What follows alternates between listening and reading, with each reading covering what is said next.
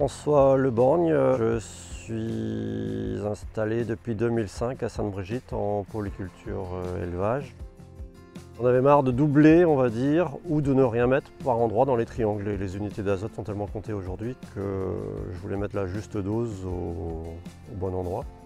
Alors le système dans les grandes lignes, donc j'ai une tonne de 12 mètres aujourd'hui avec un bol répartiteur de 8 tronçons. Sur chaque sortie, j'ai mis une vanne quart de tour que j'ai pilotée avec des vérins pneumatiques qui, eux, sont pilotés avec mon boîtier. C'est le même boîtier que j'ai sur le pulvé pour la coupure de tronçons aujourd'hui. Je le pilote en manuel parce que généralement au lisier, on ne commence pas par les bouts du champ. Ça peut aussi se piloter en automatique avec la barre de guidage. Quand je suis sur prairie, je peux à la rigueur faire les tours en premier. Et donc ça va faire comme un pulvé. Après, dès que ça va redoubler, ça va couper. J'ai construit ça en l'hiver 2013. Ça m'a pris un petit mois quand même.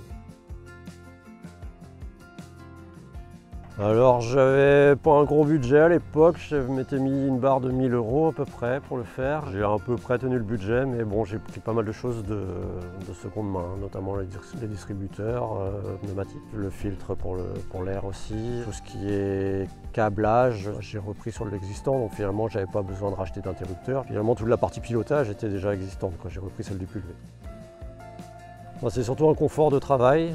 On n'a plus peur d'aller dans les triangles, on n'est plus à se demander est-ce que si je mets trop, mes céréales vont tomber, si je ne mets pas, elles ne vont pas pousser.